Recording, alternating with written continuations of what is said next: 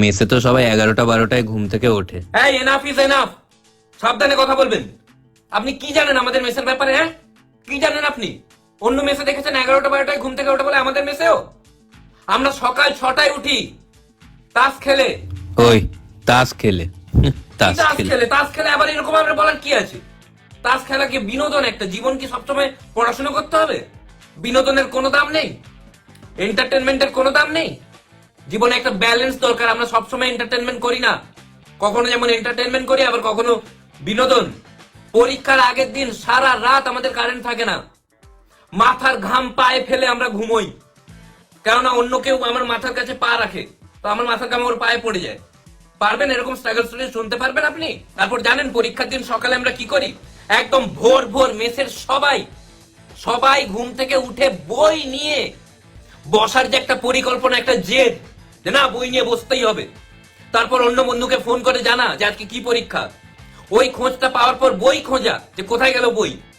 2 ঘন্টায় বই খোঁজার পর তারপর মনে পড়া যে না বই তো কিনেই নি। তারপরে মাইক্রো জেরক্স করতে যাওয়ার যে স্ট্রাগল, কারণ আমাদের কাছে বই নেই, কি পড়বো পরীক্ষার দিন।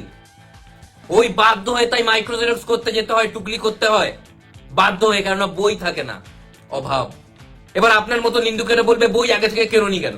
আর আগে থেকে কিনবো কেন? যখন টুকলি করতে হবে আগে থেকে বই কেন কিনবো আমি? আর এর মানে এই নয় যে ইঞ্জিনিয়ারিং কলেজে যতজন পড়ছে সবাই টুকলি করেই পাস করছে। কিছুজন টুকলি করেও ফেল করে। পড়াশোনার মর্ম না বুঝতে পারি, কিন্তু পয়সার মর্ম আমরা বুঝি। আর পয়সার মর্ম বুঝি বলেই না কাকু আমাদের যে মানে বাড়ি থেকে টাকা দেয়, সেখান থেকে এক্সট্রা টাকা যেগুলো বেঁচে যায় আমরা গরিব দুঃখীকে দান করে দিই। আর আমাদের মেসেই সব গরিব দুঃখীরা আছে। আর আরো আরো আরো স্ট্রাগল স্টোরি শুনবেন? হ্যাঁ, শোনার ক্ষমতা আছে? আমাদের মেসে এমন এমন ছেলে আছে তারা 2 মুঠো ভাত খেতে পায় না, কেননা বাকিরা 10 মুঠো খেয়ে নেয়। বেকার এরা খিদেতে ঘুমিয়ে থাকে, ঘুম থেকে উঠে আবার গাঁজা খেয়ে আবার ঘুমিয়ে যায়, টায়ার্ড হয়ে যায়, ঘুমিয়ে ঘুমিয়ে আবার রেস্ট নেওয়ার জন্য আবার ঘুমোতে হয়। এরকম স্ট্রাগল। এই গাঁজার কথা শুনে আবার জাজ করে নেবেন না যে মেসের সবাই গাঁজা খায়। মেসের এক একটা এমন এমন ভদ্র বাড়ির ভদ্র ছেলে আছে না, যারা সিগারেট গাঁজার গন্ধ সহ্য পর্যন্ত করতে পারে না। মানে সিগারেট গাঁজা যে রুমে খাওয়া হয় রেগে যায়, যে এই রুমে থাকবো না, আমি অন্য রুমে মদ খাবো বলে ওই রুমে গিয়ে মদ খাই, নেশা হয়ে গেলে এই রুমে আসে। এরকমও ছেলে আছে। আর আমাদের সবকিছুর একটা টাইম ছিল, মানে সবাই যে পুরো সবসময় নেশা করছে তা নয়।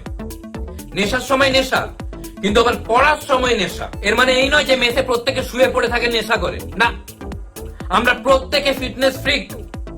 প্রত্যেকে প্রত্যেক দিন 2 ঘন্টা আমরা জিমে যাই। প্রথম ঘন্টা কার্ডিও, সেকেন্ড ঘন্টা আমরা স্ট্রেংথ ওয়ার্কআউট দেখি। আমার তো এখনো মনে আছে একদিন আমি এক্সারসাইজও করেছিলাম। প্রত্যেক দিন এইসব করার পরেও ফুটবল খেলা যে কত কষ্টকর, সে যারা খেলে তারাই বলতে পারবে, আমরা বলতে পারবো না। আর এত কিছু শোনার পর নিশ্চয়ই ভাবছেন আমাদের মেস থেকে কেউ ভালো রেজাল্ট করতে পারতো না। আপনাকে বললে বিশ্বাস করবেন না, প্রত্যেক বছর সেমিস্টার রেজাল্টে দেখা যেত মেসের মধ্যে যে টপ করতো সে আমাদের মেস থেকেই হতো প্রত্যেক বছর। কি করে জানি না। আরে মেসের ছেলেরা প্রচন্ড নোংরা হয়। প্লিজ মুখ সামলে কথা বলবেন। আমাদের মেসের 7 জন ছিল, আমরা প্রত্যেক দিন স্নান করতাম। আমার বুধবার স্নান করার পালা ছিল, বুধবার না স্নান করতে পারলে পরের বুধবার 2 বার স্নান করতাম। এমন কোন দিন নেই যে আমরা স্নান করিনি, কেউ না কেউ করে নিত আমাদের মেসের মধ্যে। তোমাদের ইঞ্জিনিয়ারিং এর প্রশ্ন জিজ্ঞেস করলে তো বলতে পারো না একটাও। তো প্রশ্ন যে করছে তাকেও তো জানতে হবে, সে এমনি যে কোনো প্রশ্ন করে দিলে হবে?